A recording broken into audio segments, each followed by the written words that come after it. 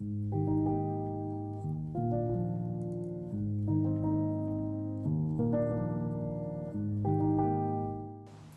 everyone and welcome to a new video. This video was highly requested after I made some historical skirts on this channel.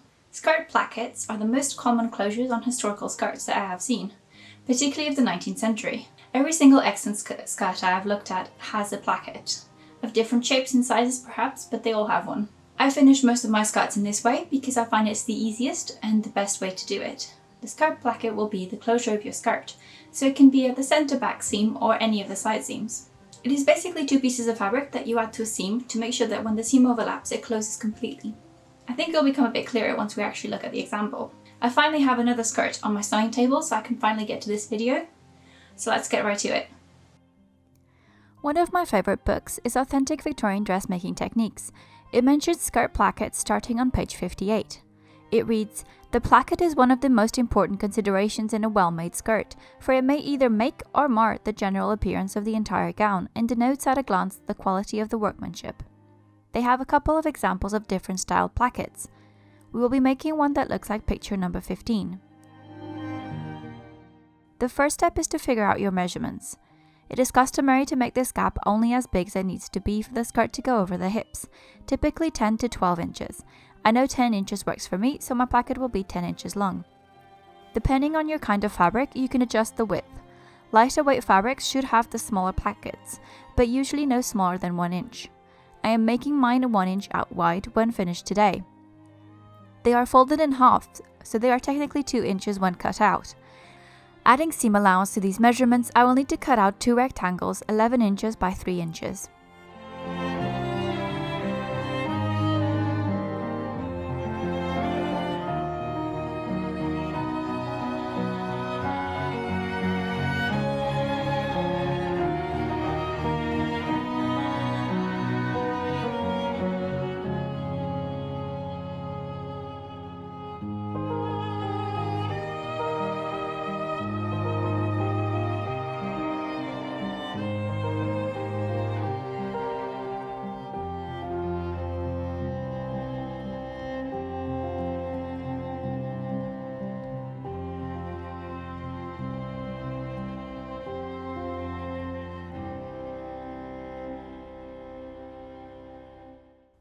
We will work on the hook side first, which typically sits on the left side of the skirt gap.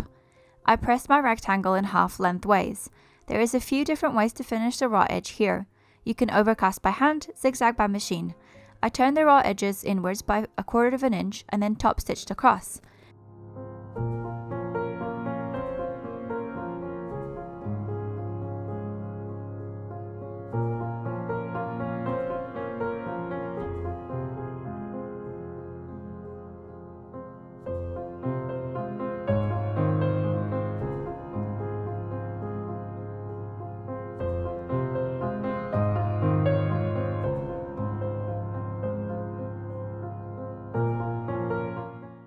I then get out my hooks and eyes. I marked one line inwards from the non-folded edge. My seam allowance was 1/2 inch and I've already used 1/4 of an inch to finish the raw edges, which leaves me with 1/4 of an inch. I draw a line 1/4 of an inch from the edge and then place my hooks along this line so that the curved edge is over it. Only the small hoops you sew through should be behind the line. I hand sew them in place, not too loosely, because they're going to be encased in a seam. I place them 1 inch apart.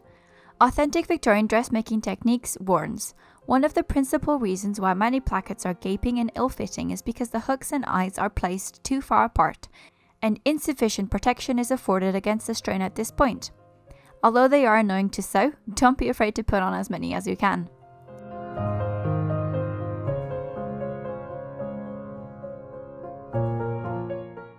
I typically sew up my back seam before inserting my placket, but you can do it either way. I turned inward the raw edges of the skirt gap by the skirt's seam allowance and ironed. Then I pin on my placket under the pressed edge to the left-hand side.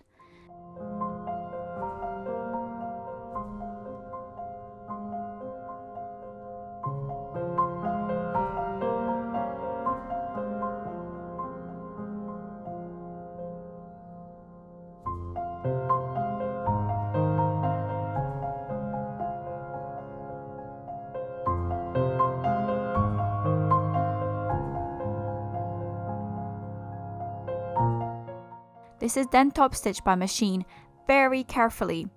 It's not pictured, and though I've done this before, I still broke a sewing needle about 2 eyes into sewing this. I usually sew the gaps in between eyes and then use the wheel to manually sew over the eyes to make it safer. Alternatively, you can also sew by hand. Now that the left hand side is in, we can work on the right hand side. I pin the other rectangle to the skirt edge here, right sides facing each other. Then sew this by machine.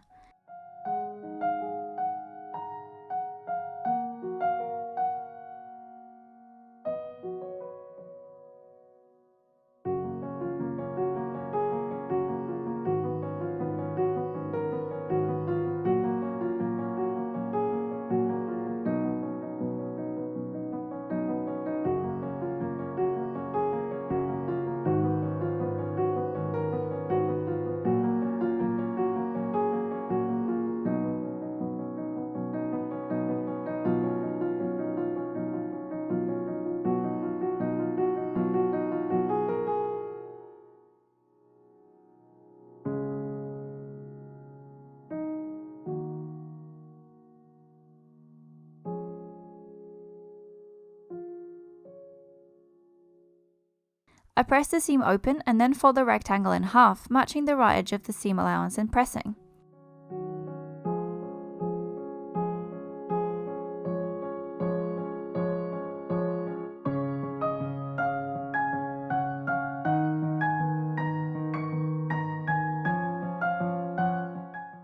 I trim back the raw edge and seam allowance by 1/4 inch to reduce bulk. Then I press the whole placket inwards.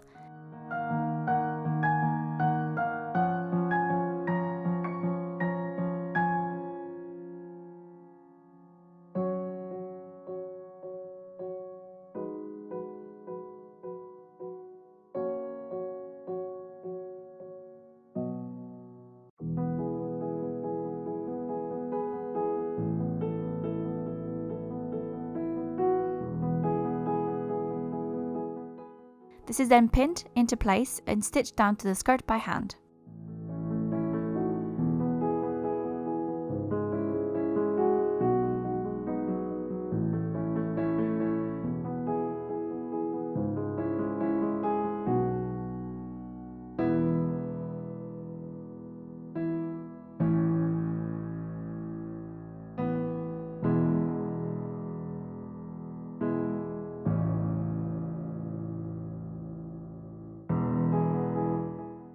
The next step is to pin the skirt seam allowance closed and transfer the markings of the eyes to the right hand side.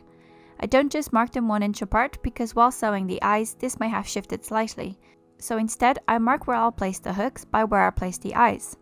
I mark this with pins and then move on to sewing the hooks.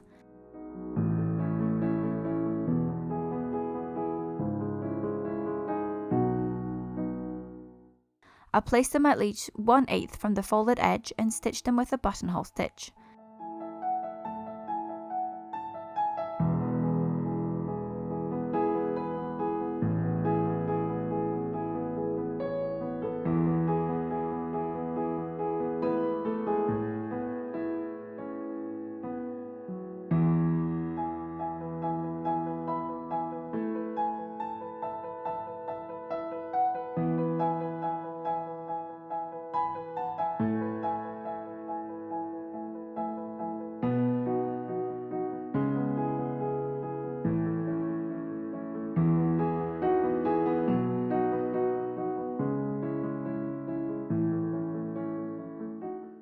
I double check that everything lines up once they're all sewn and that the seam is smooth.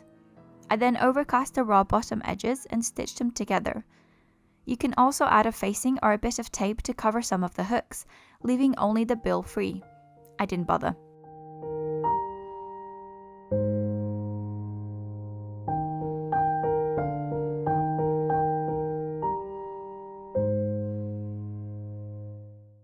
And that's it!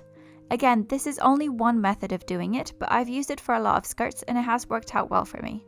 Here is my finished placket. Please keep in mind my dress form is not corseted, so it doesn't fit right. I just want to take a moment to thank Rhonda, my first top tier patron. Please consider supporting me on Patreon. That support makes these videos possible. I will leave the link down below in the description box.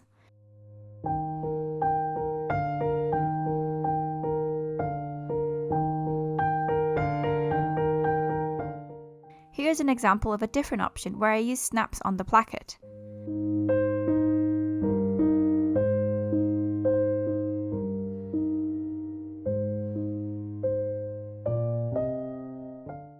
And here is a half placket of an extant Edwardian petticoat I own. Thank you for watching!